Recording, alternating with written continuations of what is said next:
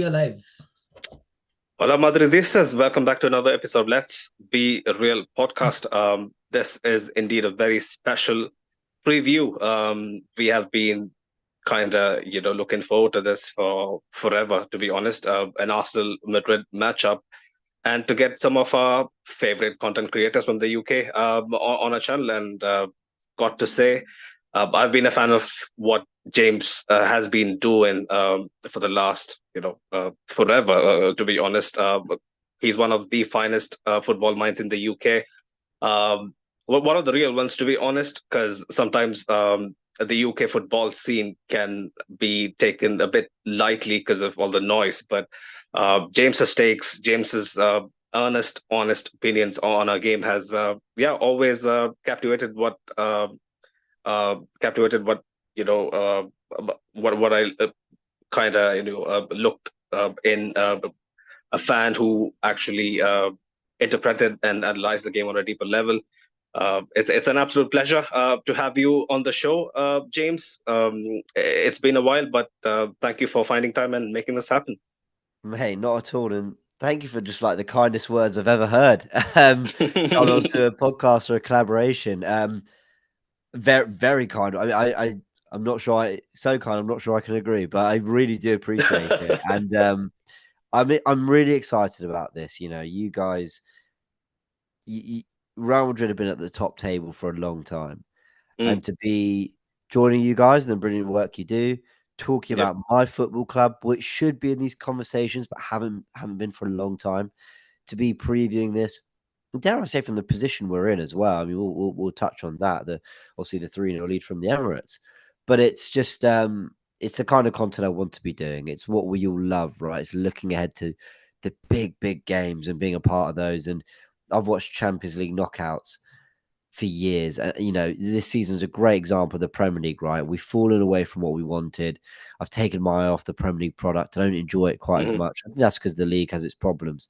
But the Champions League, in it or not, I am watching it all the time because it's exhilarating, frantic, high energy, unpredictable football. I think it's the best of club football, not just as a trophy to win, as a pure product entertainment. Everyone talks about the Premier League. I think the Champions League's up there, if not better.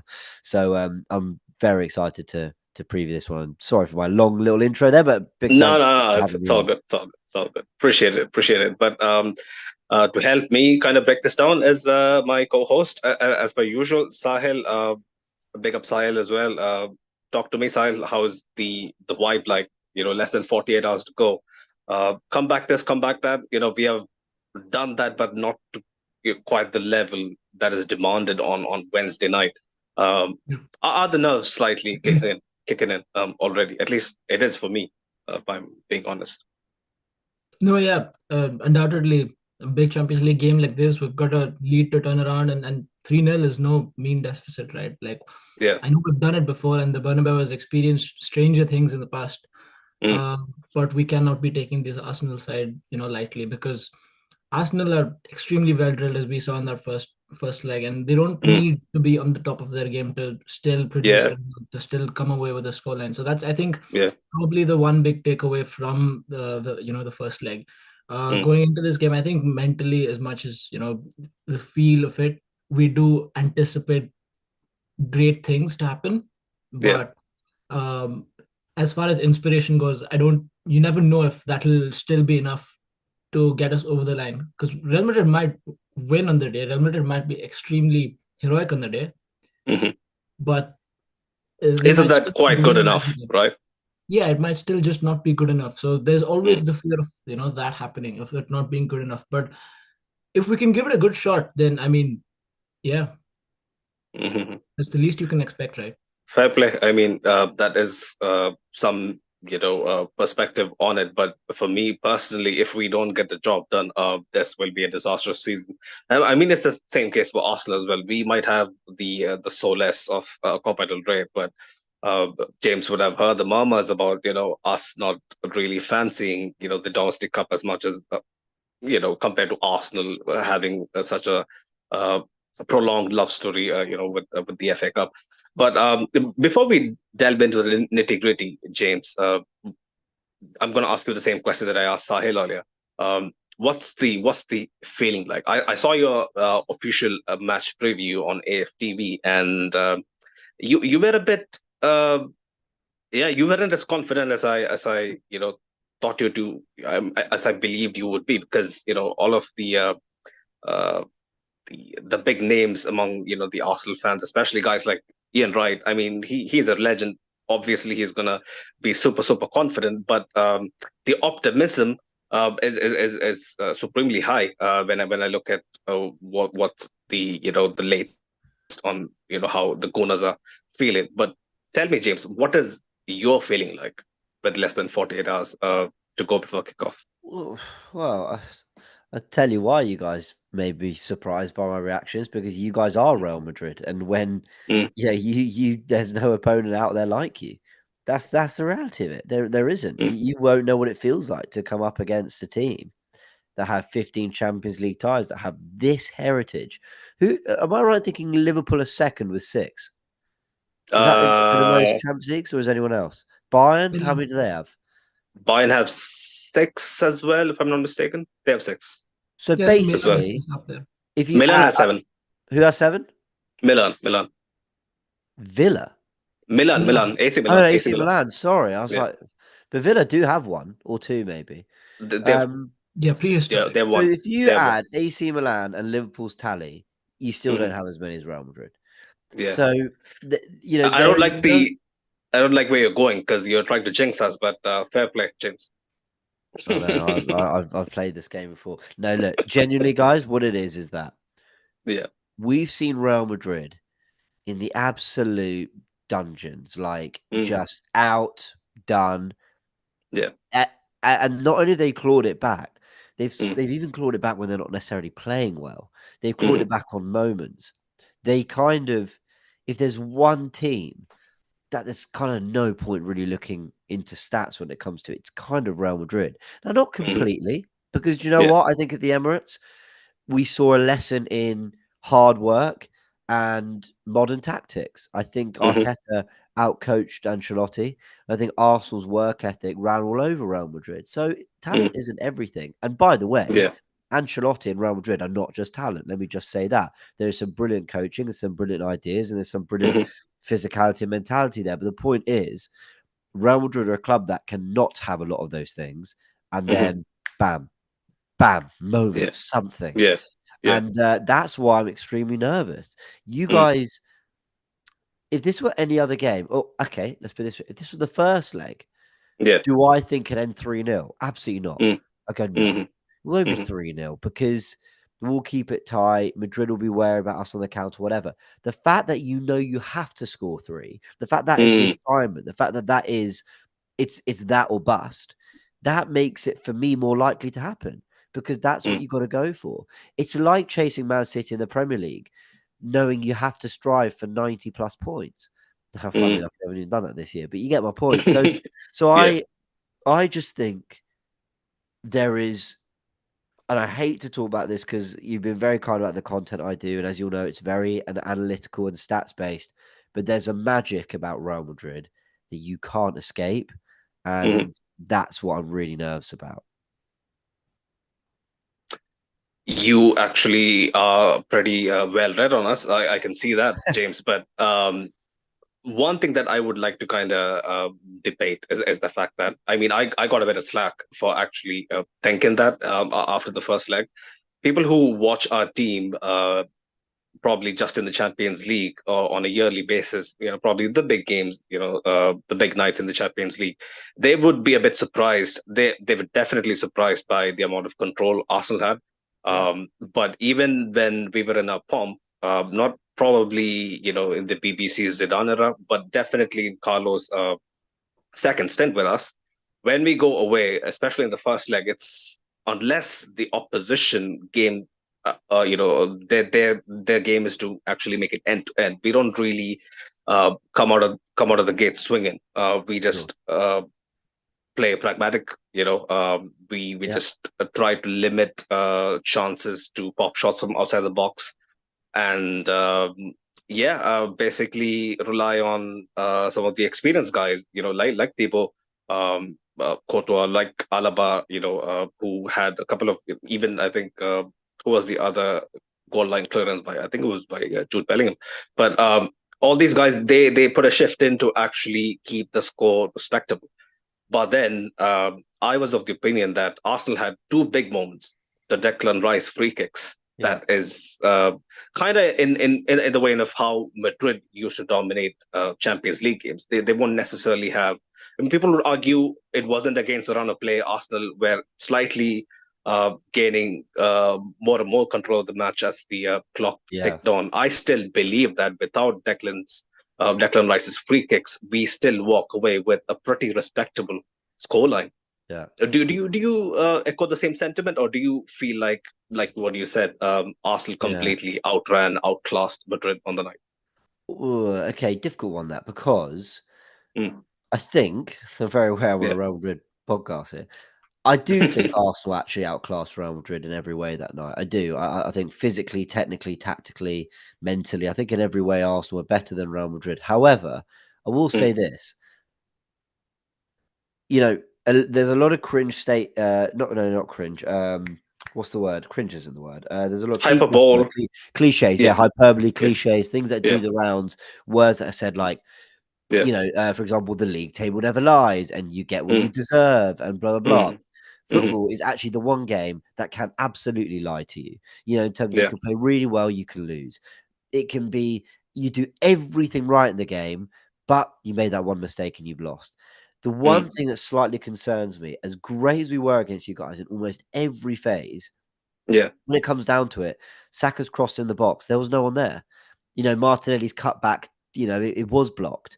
We had a lot of really good moments. Mourinho's two efforts, they were kind of the moments where I thought, well, we really should have scored. But Courtois, gets a good save and you defend off. But we have seen that against Liverpool. We have seen that against City as well.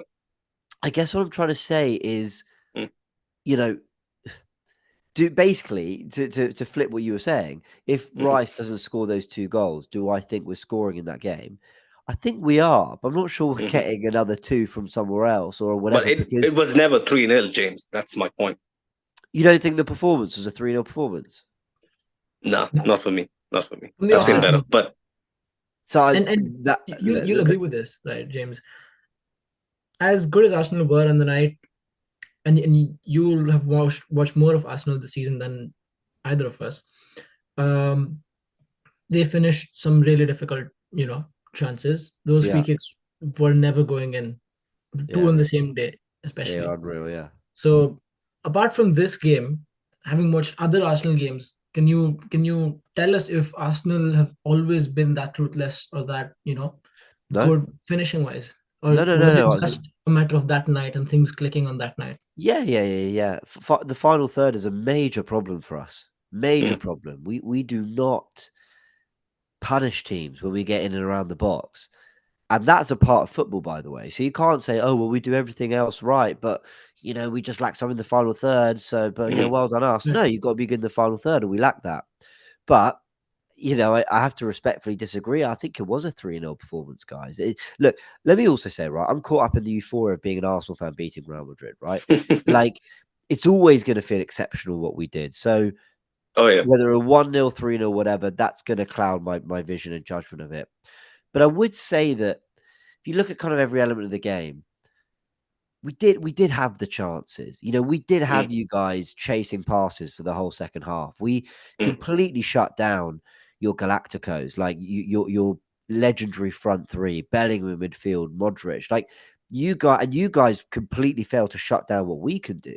So I think on the balance, Arsenal deserve a commanding lead. We can get into the semantics of, was it a 2 or a 3-0 or did Mbappe scores? It's maybe a 3-1.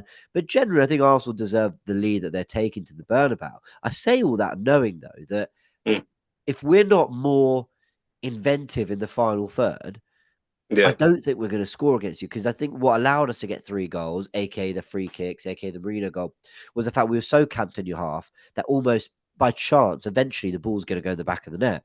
I don't think we're going to have that territory and domination against you guys. We're going to have to be weirdly more ruthless in the second leg, because I think we're going to do a lot of defending in our half. I don't think we're going to get anywhere near that level. I also think you guys were and it's crazy and borderline maybe disrespectful for me to say this, I think Real Madrid were almost a bit shocked because Arsenal not having a good season. We went into this kind of hopeful. Neither are we, James. We have lost 10 games already this season. Absolutely. And I think that's what we kept telling ourselves. Well, Real Madrid, you can hurt them. But Real Madrid must have absolutely gone, yeah, sure. But this also isn't the Arsenal of last season, because the Arsenal of last season were legitimately going punch for punch with one of the great English sides. We didn't win it, but, we gave a bloody good effort. And I think maybe Real Madrid, it's all part of the psychology of it. You guys you'll know the assignment. You'll have played us, you'll know what it's about, and you'll know how many goals you need to get. And I really, really fear that. A Real Madrid that know what they got to do in their own stadium, who perform miracles, I fear that. So don't get me wrong, I disagree that you guys didn't think it was a 3-0. I think we were that good and that much better. But I also don't think it's anywhere near as commanding a position as I think a lot of people feel it is. I think it's... If it were 2-0, I'd say this is a 50-50 game. Do you get what I'm saying? Like, with one goal less, I'm going, it could go either way. So that one extra goal is making me feel that little bit more, okay, fine. But it is a commanding position, James. The truth of the matter is, if you guys somehow completely, lose the plot on Wednesday night, this is going to be one hell of a Champions League embarrassment for Arsenal as a football club, because the forks, the knives will be out. The Chelsea fans, the Spurs fans, they'll be looking for blood. But this is what we're up against, right? Madrid have overturned just 3 out of the 11 2-goal deficits they have come across in the Champions League knockouts since 2000, and that definitely reads for it looks for grim reading, to be honest, because in at least my lifetime supporting this club, the only historic comeback, especially when it is a two-legged affair, in contrast to what happened against City in a single game, it was Wolfsburg. So that's what we are kind of, contemplating. How much can we really expect from this team? Because, if I ask Sahel, like if the expectation is going to be a bit overbearing, if I'm honest, because James was waxing lyrical about this front three and whatnot. On paper, they're supposed to be pretty efficient, pretty lethal, pretty devastating. But Mbappe, this is his first season. There is a lot of questions, compared to the answers that he has been able to muster up until what? This is mid-April. Sahil, this is my question. How much is the expectation going to be a big problem for the players? Because it's remontada. We are being accustomed to that mentality. But a 3-0 deficit, if we don't get something in the first 20 minutes, it's practically, at least for me, game over. Yeah, obviously, the obsession with the remontada is there for us all to see. Within the fan base, especially the talks of a comeback, massive.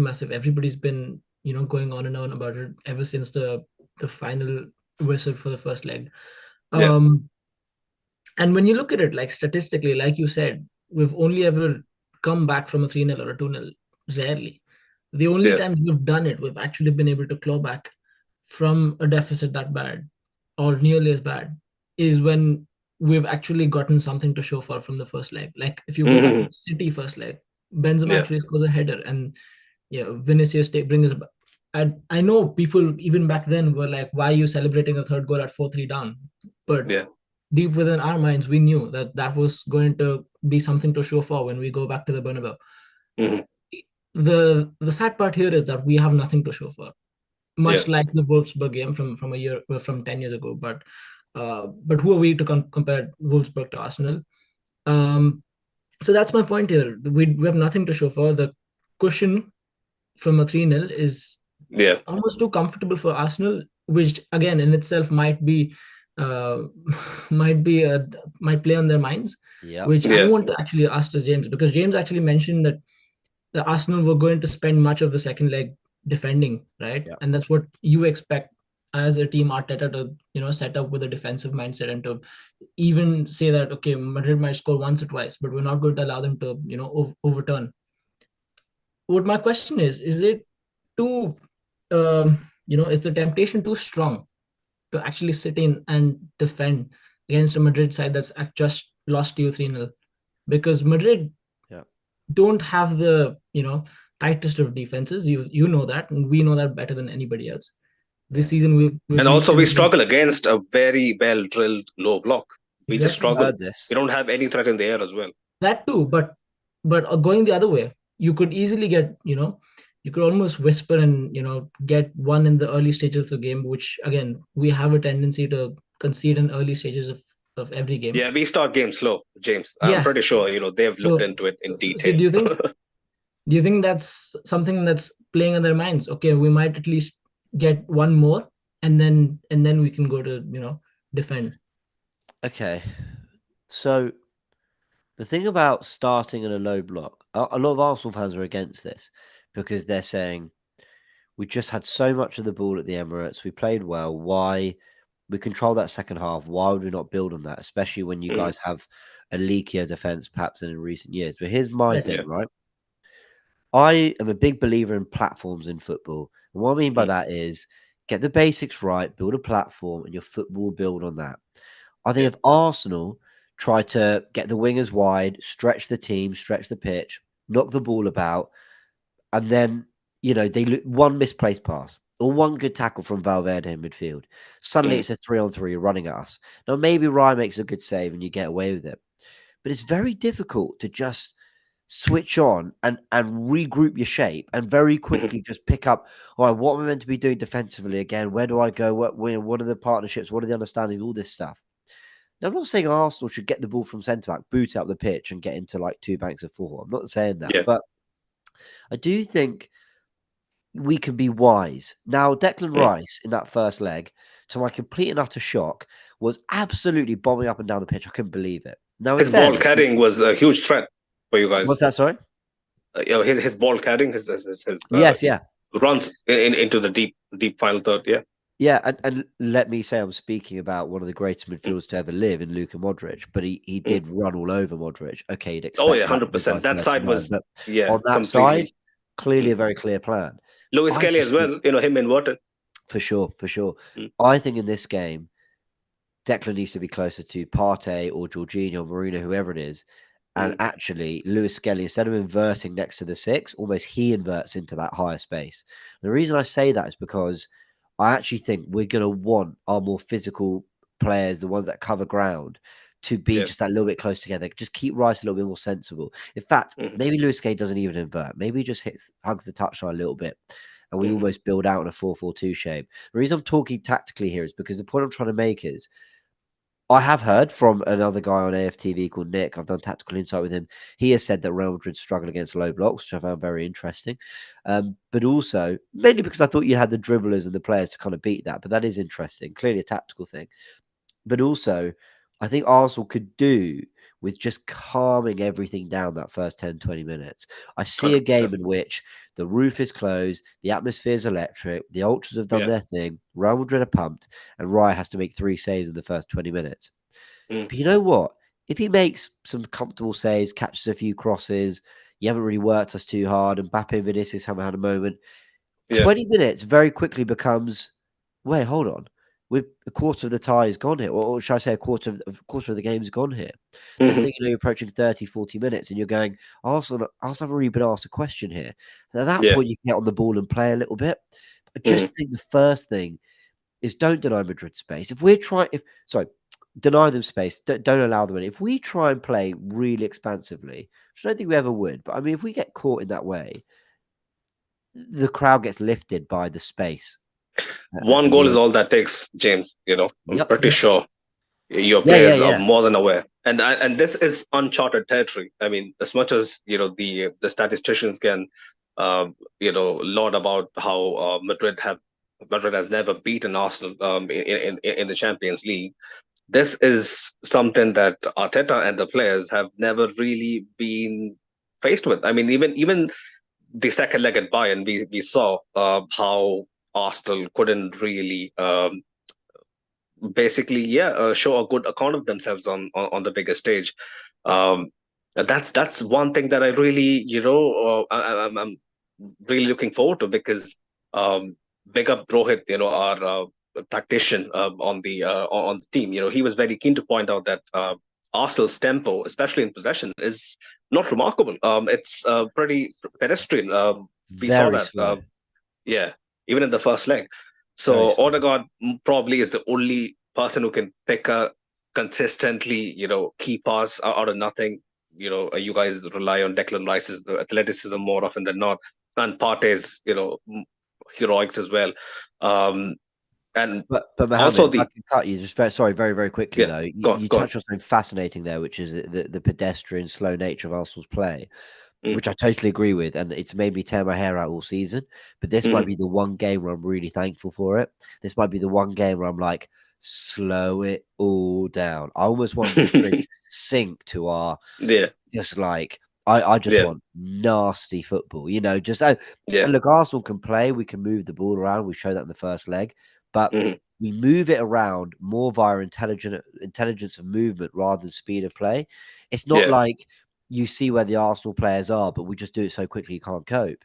It's actually you can't quite tell where the players are going to pop up because we're very fluid in movement, but the movement of the ball is quite slow. But I'm hoping that is going to try kill the atmosphere a little bit because we really need to control the pace of this game. We can't let Madrid run all 100%. over us. But I'll tell you something, James. Take it like you make a very good point. But once the first goal goes in, I mean, until it is 0-0, I think this is a very viable plan that you guys can execute. I think to some great results. That is definitely, like you said, a way to completely silence the crowd. But once the first goal goes in, do you think the mentality and how Arsenal as a team, as a unit, would react will determine, where this game is going to go? It's a great question. So I have two annoying answers for this. The reason they're annoying is because they completely contradict each other. I have seen Arsenal away at serious grounds, the Etihad, Anfield, under the cosh and regroup. I remember December 23rd, 2023, we were away at Anfield. We go 1-0 up. They pull one back in the first half. And from the minute they scored, which I think was the 30th minute, all the way to the 65th minute, I'd say, they were all over us in transition, in open space, everything. But we wrestled back, a bit of possession. Gabriel Saliba took control at the back, and we started to play. And actually, at Anfield, I've never seen this, against the Liverpool, who were going for the title as well. We ended the game at Anfield the more likely to score. And then at the Etihad earlier this season, Haaland scores within 6 minutes. They're all over us. We can't cope. I'm thinking this could be a bad day because we've just gone 1-0 down early. We wrestle back possession of the ball. There are a few little moments. Calafiori, Gabriel were 2-1 up. Now, that's the positive. That's the Arsenal have shown they can go away from home, deal with it, and wrestle back some control. But one was in December, one was in September. This is the Champions League quarterfinals. And actually, when Arsenal have had to do it on the big stage, actually the most comparable thing in what is like, the final lap of the season, we lost at Villa in a run-in, what was otherwise a great set of results. And then we completely capitulated the year before. So that would tell you that actually the pressure does get to Arsenal. And actually, when it is about getting it over the line, they do fall a little bit short. So you can see where I'm drawing off two different things there. Hard to know, but we're going to learn a lot from Arsenal tomorrow. In the last two seasons, you guys have dropped 17 points, but this season alone, 16 points dropped from winning positions, James. I just saw this post earlier on AFTV. But is that something that concerns you, or is this a completely different kettle of fish, the Champions League knockout stages? Do you know, I always thought, I've been talking about that a lot because we were 1-0 up against Brentford, we were 1-0 up against Everton just in recent weeks. But I never really thought of that with regards to this tie, only because I don't know why, because I think we could all see the script. I don't think we know the result, but I think we all know Real Madrid will dominate and Arsenal have to hold on. I mean, so, we have something to protect. I don't think I'd be annoyed at Arsenal for trying to protect what they've got. I think I've been more annoyed when we've had a goal or two cushion and we've not been able to build on that and actually kill a team off. It's kind of been more from that perspective.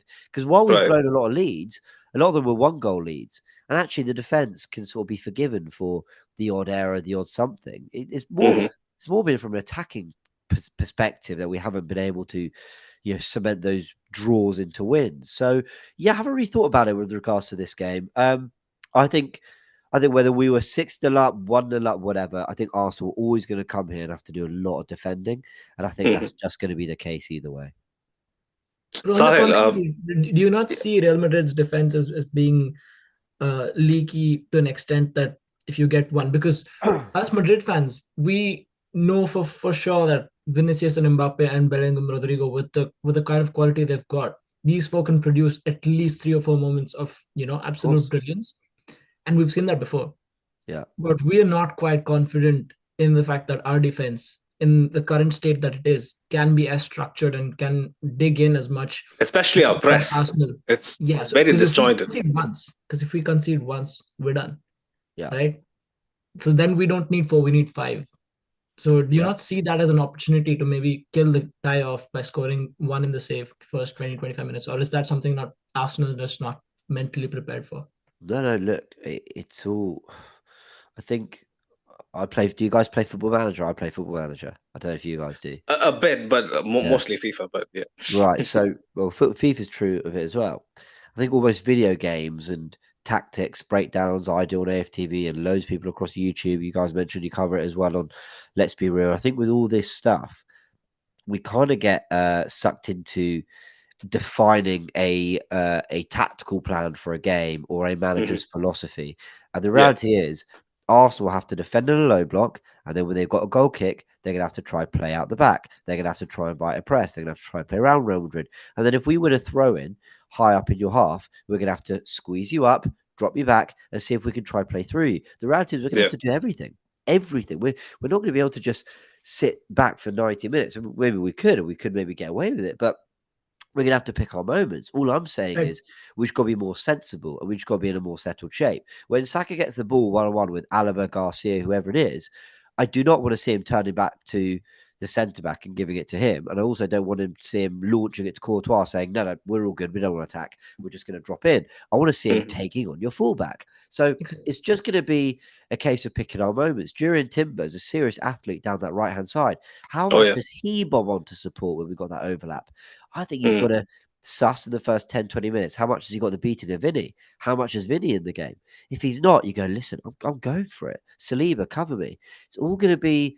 It's what makes elite footballers. Yes, it's tactics. Yes, it's talent. Yes, it's all that. But it's game IQ. It's reading and understanding. And the players more than anyone on that pitch will sense the Bernabeu crowd. Are they on top of us or are they quiet? Vinicius, he's tried a few things. He's had a few shots from distance. They haven't done anything. He's actually playing it selfishly. Is it happening for him? Is it not? If we're getting cooked that first 10 minutes, then it's like, no, fullbacks don't do anything stupid. Let's just try see this out till we settle. Go back to basics, yeah. We have to manage every minute of the game, be prepared for everything. But Arteta's a seriously meticulous manager, and I think he will be telling them all this. Not that I'm saying I've got all the answers, but I imagine he will have them prepared for every scenario, or at least try to. Well, that's what at least the Gunners would be hoping for, because Arteta so far, especially in his this is his first major job, right? He has been under the spotlight, under the he has been under come into some harsh criticism, especially for his ability to actually win something major with Arsenal, and it's been questioned a lot. And how basically Arsenal go into games without not really having much of a shout. But this game in a nutshell just proves to everyone that Arteta, if his plans actually do come to fruition, it's pretty effective. And I have to give it to Arsenal, the way you guys basically nullified us and completely took the air out of most of our players was a bit concerning, especially after the 2-0. But before that, I was pretty happy with what I was watching, because I've been accustomed to how Carlos sets us up. But James, my question is, I'm pretty sure you would have looked into it, but the way we press and the way we actually contain opposition attacks and transitions, it's very off the cuff. It isn't pre-planned. It isn't very rigid. Do you find that? Do you find it might be a scenario where Arsenal can really exploit Madrid's pressing scheme, because it isn't the best. I do believe Arsenal has a much cohesive press when they're up against it. Yeah, I think we're one of the best pressing teams in the world. And look, there's very little stuff about Arsenal that I can say particularly positively from this season, but that is one of them. We've maintained our press and our defensive discipline. What Arteta's coaching this team out of possession is insane. I just wish in possession we had that same spark. The thing is, the defensive stuff isn't as exciting, is it? With Real Madrid in your press, look, I'm no expert on it. My main kind of takeaways from what you guys did defensively against us. Like, I don't think you really went to press us at the Emirates, and that's fine. I didn't really think you would. So interesting to see what you do at the Bernabeu. But often a low block shape and a pressing shape are actually quite similar. And you guys went for Bellingham on the left to basically help out Alaba, as opposed to asking Vinicius to do that job. Now, I'm going to chat to you guys on the Goonerverse, and I really want to ask about that from a tactical perspective. But what I found interesting about that was basically what you were saying was, we want Vinny and Mbappe available on the counter attack. We want to remove that job for them. So we'll ask this guy to do it instead. But asking a midfield three to shuffle along and Rodrigo to drop all the way back just to leave Vinicius up there, it's like, I get it in theory. Of course, we want Mbappe and Vinicius up there. But also, it seems structurally a little bit messy, in my opinion. It's quite a lot to ask of Bellingham, who's bombing up and down the pitch already, who's trying to control a midfield from central positions, to suddenly, could you get all the way out there and track back Saka and double up on him with Alaba? It's a big job. I'm a huge Bellingham fan, by the way, but I think he really struggled, because I think the workload on him was ridiculous. I also don't think it just made any tactical sense. In this game, I don't think he's have to do as much of that. I actually think you guys are going to leave a lot more one-on-one battles. I think Saka will get a lot more one-on-ones, because I think you guys will leave players up the pitch. 100%. We have to go for it. So, but there is no time to muck about. Like you mentioned, it'll be basically us, trying to force the issue. And man to man, I do think that'll be the way forward, especially for this side, because Carlo will have a plan, but I'm pretty sure it wouldn't be as rigid as Arteta's. He's going to rely on what the he's going to rely on what the crowd is like. He's going to rely on what we can feed off, and depending on how Arsenal starts the game. I mean, I truly do believe if Kivio makes a couple of those mistakes that he made at the Emirates, it's going to be peak James. I'm pretty sure as a neutral, you have been there. To see us fall. I'll tell you this, Kivio, fair play to him. After a couple of mistakes, he came through, did well against you guys, but he tidied it up. But this is still a weak link player, and I feel so bad saying it, because I think he's okay. I think he's decent. But it's not like every other player in the team where I can go, if Saliba's on it, I'm confident. Kivio can be on it, and I'm still nervous, because he's just not at the level of Lewis Skelly, Saliba, and Timber, or Gabriel, or Ben White, or dare I say Calafiori. And we haven't even seen the best of Calafiori. So I'm nervous about that. I think you guys might expose him. Another reason. Football is a funny game, though. We have seen top players underestimate guys like Kivio, who is much more of a worksman-like centre back. You wouldn't really associate him with the modern Rolls Royces like Saliba. Kivio is much more worksman-like, and I do fear that if we take him lightly, he's going to have a pretty easy game, like he did at the Emirates after the first 20 minutes. You got to target him more. I was surprised how much Mbappe came over to Saliba's side.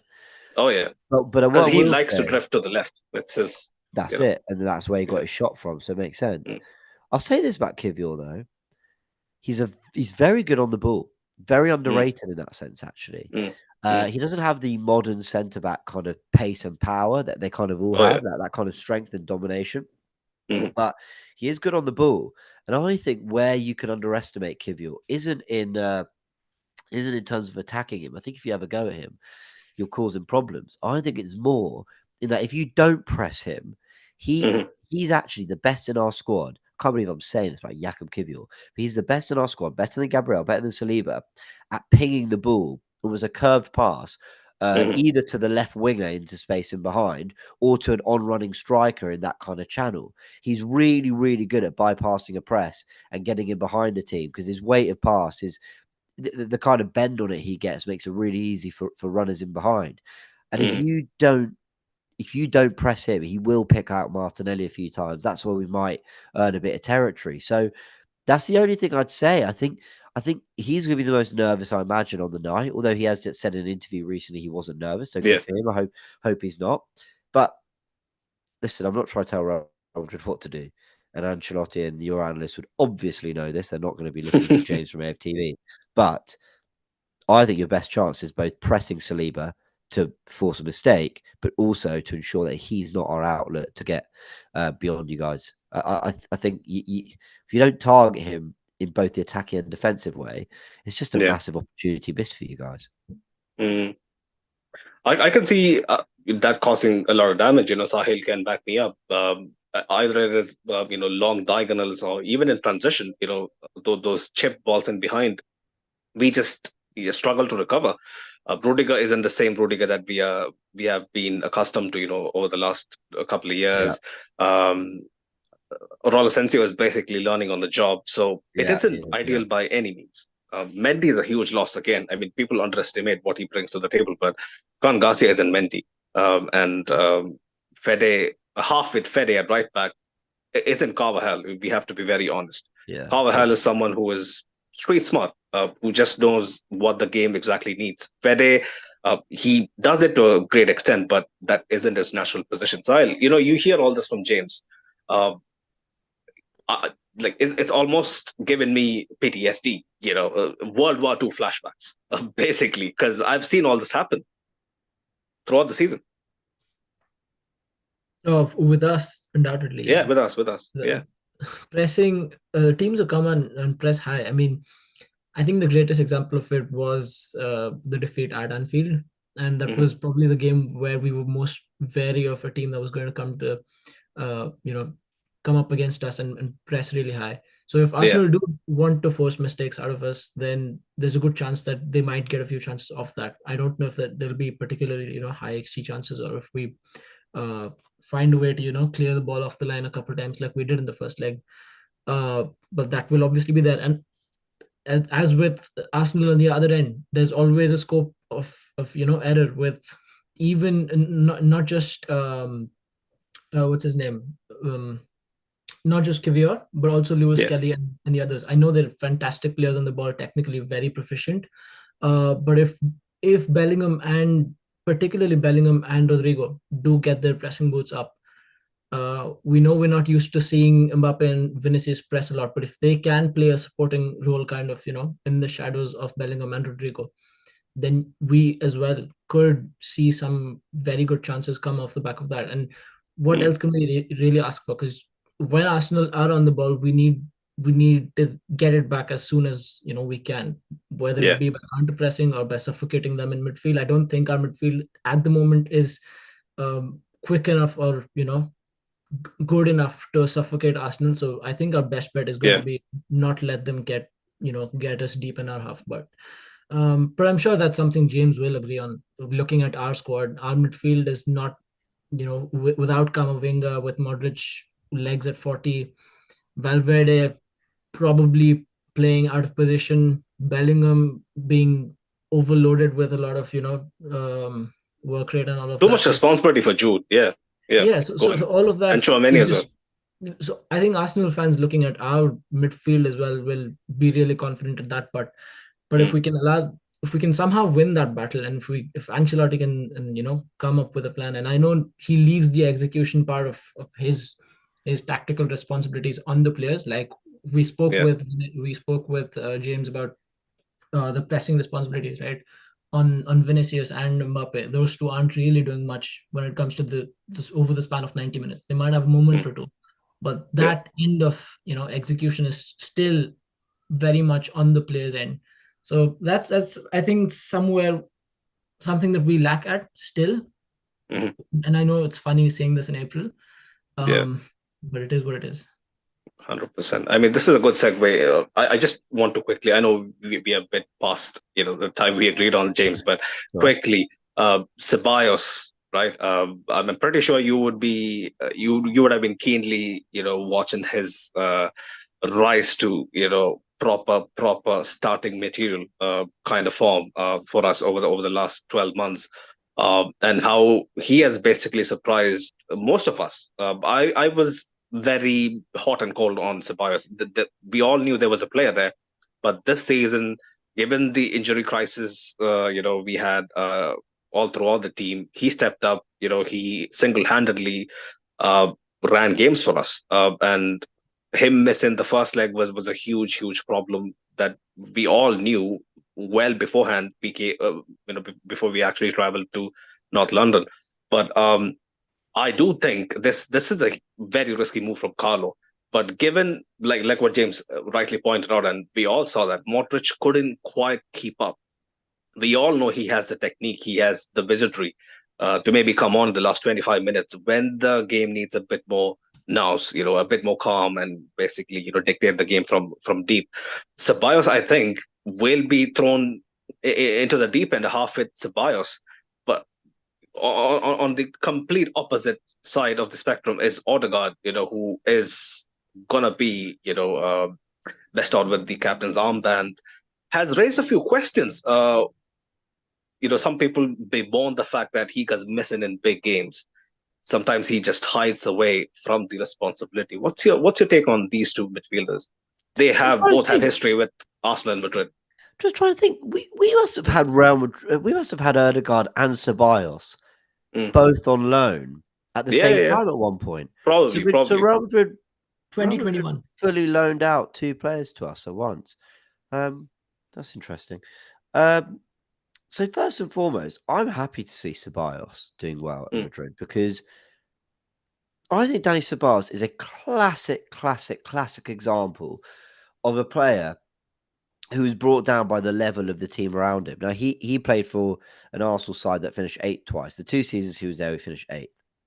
But you could see there was a good player there. Now, at times he made mistakes and he wasn't always quite at it. Yeah. But generally, the talent was there. I always think, why do we focus so much on the bad moments and not actually take into account the moments where he did really play well for us and realize that that's the potential. Therefore, what do we do to try and get that on a consistent basis? So I'm glad he's doing well at Real Madrid because he's one of many Arsenal players I feel have been really harshly kind of slated, probably ended up then losing their place at the club. And I think actually you're seeing him now at the biggest, greatest club in the world. And their fans are sort of really wishing him back. I mean, so fair play to him is all I'll say. And also, he was really bought into Arteta and the Arsenal process and all that. So he's someone who's kind of always backed it. So, a lot of time for Dani Ceballos. But if he's playing that well, I don't want him on the pitch. Let's put it that way. Odegaard, I think Odegaard, is like a more extreme version of Ceballos. Arsenal fans are saying that they're sort of ready to move on and that maybe they want another 10. That was surprising to me. And I'm thinking, we've just seen Dani Ceballos go and ball out Real Madrid after we declared 3, 4, 5 years ago, we declared he wasn't good enough for us. So what are we doing here? And Odegaard has got much more of a track record than even Ceballos has. Let's be real. I mean, to be fair, what Odegaard's done in terms of captaining this club and the performances he's played, I did see, albeit it was for a brief period. I saw Real Madrid fans saying, I can't believe we sold this guy. So we just have this tendency to just write players off so quickly. And so 40 million as well. Yeah, it looks been a great signing. Would he be starting for you guys if you had him right now? Probably not, because I think Valverde, Bellingham, Tchouaméni, Camavinga, probably still Modric, and how funny enough, Dani Ceballos, you don't need him. But I think you've got Diaz, you've got Goulet. Sorry, there's so many players there. So but it's one of those rare deals that work for all parties. You're probably reflecting on it going, maybe he's a £50 million player, but who cares? You weren't to know that at the time. He didn't exactly pull up trees in his loan spell with us. He did fine. But I was happy we signed him. And yeah, I really like him. He's having a bad season. Let's not get twisted. He is having a bad season. There's no question. I really wish he stepped up in Saka's absence the way Saka stepped up in Odegaard's absence. We know and have learned who our best players are. Sunshine or rain, it's Saliba, Gabriel, Rice, Saka. They're the ones that are there all the time. But Odegaard is a terrific player. He's just not on it at the moment. But next season, if I'm going to make up a scenario, if Arsenal win the league next season, then you ask me, do you think Ødegaard was a part of that team, a regular part of that team? I go, no question. For winning the league, Ødegaard's a part of it, in my opinion. Do you think he will have a huge say in how this tie is going to end up? No, so for everything I've just said, no, not at the moment. No, he's in terrible form, guys. He really is in bad form, and but he's going to start either way, right? He's going to start either way. He'll start. You got to realize, guys, we cooked at the Emirates, right? We had more of the ball. The movements, the rotations were good. Our wingers were attacking your fullbacks. We were dominating the midfield. You know, we talk about Rice running all over Modric legs-wise, but Ødegaard could do the same. He works hard. He's not the quickest, but he works hard. He gets about. He buzzes around, and he couldn't impose himself. He's the only Arsenal player that I think had a, I wouldn't say bad game, but he didn't have a good game. Everyone else, I could have done a video on each player, how impressed I was on that day. But I couldn't have said that for Ødegaard. So, no, I don't think he'll have a big say. But I think he'll work hard. And I think what he will be doing, which is very important, is the stuff that we don't see as fans. Talking, communicating, relaying instructions, leading in a very communicative way, setting the press. And like I said, there might be a moment where we need to get on the ball. And in the absence of maybe Partey and Jorginho, Ødegaard might be wanting us to do that. So he'll play a part. If we are going through to the semi-finals of the Champions League, we've knocked out Real Madrid, Ødegaard has 100% played a part in some way. Even if he is the worst contributor, you're overcoming mammoths here. You know, European giants. Everyone has to pull their weight in some way. What about Partey? I heard some rumors that he might not be fit enough for Wednesday. James, any update on it? Yeah, we don't know. Be a big miss if he's not. He's got to be a big. Like, my confidence would take a massive boost if that's the case. Yeah, because Partey is a problem. Well, mine would too, but for different reasons. Because Jorginho's out, we would have to therefore bring Marino back into midfield. That means Trossard would go up front, and Trossard.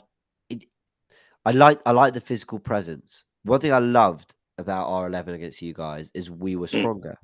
We were just a bigger, stronger 11. And I think with Partey, Rice, Marino, Saliba in your spine, we can criticize whatever needs to be criticized about that spine, but bloody hell, there's some power there. And I worry that you replace Marino with Trossard, maybe in midfield, Marino and Rice. Sorry, you replace Partey with Trossard. So Trossard goes up front, Marino and Rice together. Look, I think they could hold it down. I just fear for what we lack in terms of presence the other way. Now, if we were playing at the Emirates, I wouldn't mind because I think we'd have loads of the ball. So I think Trossard could do something, but we're not going to have lots of the ball. So we're going to need our 9 to really step up physically. And I don't think Trossard's up to it in this game at the Bernabeu. But hope I'm wrong. We don't know about Partey. If he is fit, he's got to start. So that pretty much settles it, right? Merino and Rice in midfield, and Lewis Kelly, Timber, Saliba, Kivio, Raya, Martinelli, Trossard, and Saka. That's it, basically. If Partey's out, I'd be amazed if that's not the 11. Sahil, what would our 11 look like? I think it's pretty much set in stone, considering the suspensions and injuries we have had. No suspensions, but just the injuries for the second. No, we do have Camavinga out. Oh yeah, Camavinga. Sorry. Yeah, big miss. So Courtois, Valverde at right back, Raul Asensio and Rudiger, who, by the way, are the only 2 pillars in defense that we would seem to trust right now, because our fullbacks, Valverde, when he's playing out of position, that's great and all, but we do miss out for a lot in midfield. So that's there. At left back, either of Fran Garcia or Alaba could start. I know Alaba had a decent game in the first leg, not as bad as we would have expected. I don't think he'll be fit enough for this game. Again, we saw Fran Garcia at the weekend, so it could go either way. But I don't mind having Fran Garcia there in a game of this nature, right? We're not going to have a lot of defending to do, and Fran Garcia excels on the overlap. So that's something that, and he's a strong runner as well. So I would not mind seeing Fran Garcia there after having seen so much of him this season. So midfield would probably be Bellingham, Tchouaméni, and Modric, if Sebastian is not playing. And if Ceballos is in, then I would have personally, I would have Ceballos in, but I don't have much hope, given he was only spent 7 minutes against Alaves. So I don't think he's 100% fit. But then again, so Modric, Bellingham, and Tchouaméni, and obviously Mbappe, Vinicius, and Rodrigo to lead the line. I do have a slight feeling that Carlo is going to basically take a gamble on putting out Ceballos, even though he's half fit. I don't know if you it's would have going given him more minutes against Alaves. We talked about that, but I do think Luka Modric being reserved on the bench to actually come on, towards the closing stages, if we are in dire need of some magic. I think Carlo's going to do the same. But quickly, let's get to a few comments and then wind this up with the predictions. Big of short circuit, he was mentioning, I think the 3-goal lead is just too much this time. Looking at the team, how we are performing since the beginning of the season, Madridista, obviously.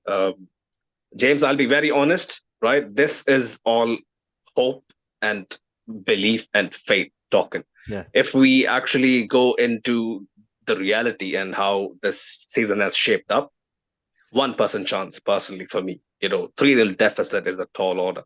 I don't know how James looks at it, but I don't know. If I put a percentage on it, I think we're 65% likely. I don't know if that's even the right terminology, but yeah. But I give Real Madrid a half decent chance of doing something special because of the players you got. Almost anyone else, I'd be comfortable, but you got match winners, man. I saw Mbappe 2-0 down in the World Cup final, decide he just wanted to win the World Cup, and he just did what he did. Like, we're not talking about great players. We're not talking about world-class players. We're talking about the best players in the world. Bellingham is arguably the best midfielder in the world. I don't know if he is. I need to think, but he's arguably, right? Mbappe, for me, is the best player in the world. Although while Messi walks the planet, I've got to say he's still up there. Vinicius, the hurt when he didn't win the Ballon d'Or. That's what we're talking about here, right? Not just talking about this. This is like serious. This is as elite as it gets. So of course, I do not write off Real Madrid whatsoever. Because Ricardo was mentioning, I can see us scoring, but statistic this season shows us that we have conceded 60 odd goals already, and that's a shocking stat. That doesn't give me any form of confidence. 60? Yeah. Apparently, I haven't really looked into it, but it doesn't seem far away. Went up. Yeah. It doesn't seem far away from the reality because we conceded 4 against Sociedad last week. Could be. You've conceded 31 in La Liga in 31 games, so a goal a game, which isn't crazy. But if you're averaging that across the other comps, so add another 8, so that gets you near 40 for the Champions League. We have played 50 plus games, I think, for sure. You could, you know what? It could be. I don't. I'd be amazed, but it could be. That's how bad the season is, James. I'll be very honest. Man, a bad season when you're on for the treble, man. I support the wrong club. On for the treble. I think the narrative is there. We would all fancy a pretty fairy tale ending for the season, especially still in all of the competitions, but by the barest of margins. Yeah, of course. Is it Barca in the Copa del Rey final? It is. Yeah. I mean, no confidence. You know what? It's hanging by a thread, but it's like Barca are 4 points clear. They're cooking as well. So you got them in the final, and you're 3-0 down to Arsenal. Look, I keep saying don't write off Real Madrid. However, it's not looking great. But listen, Arsenal season. Thanks for being honest, James. No, it's not. It's but you know what? Listen, you guys have won 15 of them. You've won plenty of Champions Leagues. Just take a year. That's a bad excuse, James. I hope it doesn't come back to bite you. You're allowed a year off. Don't worry. I wouldn't even bother playing tomorrow. Or Wednesday. Just let us have this one. It's all fine, and you can win it again next year because you probably will. That's how good you guys are. So I wouldn't stress. I'm going to pretend that I didn't hear none of that, but I get the public narrative. It is somewhat akin to that. But James, do you consider us as the pantomime villain, like other clubs usually do? I mean, for Liverpool, we are their greatest European rival. When as a neutral, when you look at Madrid, is it more admiration or is it more hatred? I see a lot of hatred, especially from the Premier League. We haven't played you enough for me to care. I know it sounds crazy. I just don't like. Fair enough. Yeah. Fair enough. I think. No, I don't. I love Ancelotti. I'm half Italian. I love Ancelotti. Oh yeah, I know that. Yeah, legendary manager.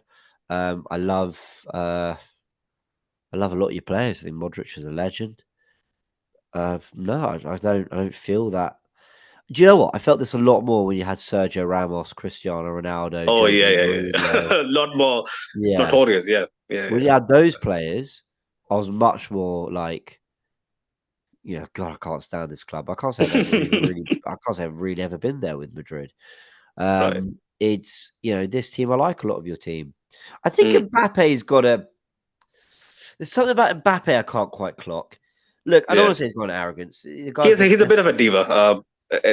He's allowed an arrogance. Like, he's the best player in the world, but let's put it this way, right? At the risk of upsetting Madrid fans, I don't want to. I'm not saying he's a dirty player. He's not. But you know that red card he got the other day against Alaves? I didn't find it that surprising that he had a moment of frustration where it just kind of like got the better of him. And by the way, I have no idea if he's done this before. I don't know. I don't know the guy, obviously. I think this was his 4th red card in his career or something. So, yeah. That's quite a lot for a striker who typically plays for teams that dominate. He has a bit of a temperament. He doesn't look like it, right? He doesn't look like it. But this is what I mean. He doesn't look like it, but something's always told me that there's a little something about him. But all the good players, James, if you go back in history, they have a bit of edge to them. Well, you've got to, right? Imagine the pressure now more than ever. Social media. 100%. I remember, right? Just so bloody fascinating is you guys were saying that, there's kind of slight question mark over Mbappe and how good a first season he's had. I know I'm paraphrasing, so correct me if I'm wrong. But I've definitely seen that narrative that he's kind of struggled to adapt. The guy's got 33 goals by April. I mean, I'm wondering where that struggling to adapt. The expectation is he has basically put himself, and the narrative has put himself up against Cristiano, James. That is the reality. People don't really want to admit it, but that's what he's up against. So he's going to always come short. Yeah, this isn't Cristiano levels of performances that we have seen. Let alone the numbers. It hasn't been quite there. And you saw that. I'm pretty sure you were surprised by how ineffective Mbappe was in the first leg. Yeah, but I thought he was your best player. I thought he was Camavinga looked good, comparatively, but Mbappe on his pomp. Yeah. He was miles from the Mbappe we've seen. Yeah, for sure. Yeah. But Titchia, big up Titchia was mentioning. I think we should start Kieran Tierney to put in some serious space. Do you echo that sentiment? I'd bring him on, but no. But I would bring him on. Yeah, why not? Last season at Arsenal, right? Yeah. Do you know what? He's been there since Arteta arrived. And I'd love him to leave with something to show for it. He is such a fan favorite. He'll never be a legend, obviously, but he is loved by Arsenal fans. And if he left with the Champions League and went and finished his career at Celtic, brilliant story. I'd love nothing more for him. Yeah, Luca talks Paul. Yeah, he was asking, do you think Arsenal will make it to the semis? I mean, I'm pretty sure he's taken the mic, but James did already answer the question. 65% through, right? Okay, fingers crossed. Yeah, well, which is, by the way, is a lot of Arsenal fans would tell you that's quite low. So I hope Real Madrid fans don't think I'm being arrogant there. No. I mean, if I had a 3-0 lead, I would still think the same. But the boys, over the years, I'm a very I don't know. Probably it's me reverse jinxing this whole thing. When I come across teams in the Champions League and when we get into matchups like we have had against City, against Arsenal, I do think teams basically just relax a bit too much when they look at the scoreline. That's why even when it's against us, I feel like we have to completely take into account the nature of this competition. This is a wild beast. This is nothing like La Liga or the Premier League or the FA Cup or the Copa del Rey. Champions League is a completely different specimen. Better TV was mentioning important we score in the first 15 minutes to have any chance of going through. Madrid. Right then, James, final predictions. Yeah, I think we're going to lose 2-1, but I think we'll go through. I think we'll lose 2-1 on the night, but yeah. Okay. Sahil. More than a few reasons to be pessimistic, but I can never quite predict against Madrid. Yeah, I know what you mean. Like I mentioned, I do think we're going to concede. No, I do think we're going to concede. So I'll say 4-1. We go through to extra time 4-1, and then beyond that, I think we're favorites as it is. Yeah. Wow, that'd be a big. If we do get to that stage. Well, we have been here before at the Bernabeu. I was there. I'm pretty sure Sahil was in some fashion. He was probably a bit young, but I don't know if you remember, James. We were 4-1 down against Dortmund after the first leg in 2013. We almost clawed it back, but it was too late. I do have a feeling it's a bit too much to ask, but I have to believe this is my team. This is life and death for us. Yeah. So we have to totally back the boys. I'm not going to do a prediction. I'm a bit superstitious when it comes to this, but it'll be a super interesting game. And as always, James, thank you for sticking around for over 20 minutes, more than what you promised. It's an absolute pleasure. This was a big excuse, Arsenal against Madrid. I hope this happens more often, right? This is a rivalry, probably in its budding stage at this point. It was super, super special to have you on. No, thank you so much. And I hope it's a rivalry that's here to stay. I hope that we have more matchups. That means we're doing something right. So, yeah, I look forward to the game. 100%. The links are in the description for James's Instagram, his channel, his official channel, the Goonerverse, is mentioned in the video title as well. Go give him a follow. I'm pretty sure James's takes on the game was pretty level-headed. I expected a bit more chest, but considering what James is like, I knew what I was getting into. Really enjoyed the conversation. I hope Sahil did as well. Yeah, absolutely. Thank you, guys. That was a pleasure. 100%. I'm pretty sure a couple of our boys will be joining on the Goonerverse on James's preview of the game as well. So we'll post the links later on a social as well. Just go check them out and show some love. But hopefully we come back to good news. And James has some bad news for Wednesday. That's what we're hoping for. But football is a funny game. May the best team win. Until next time, people. Ala Madrid. Ala Madrid.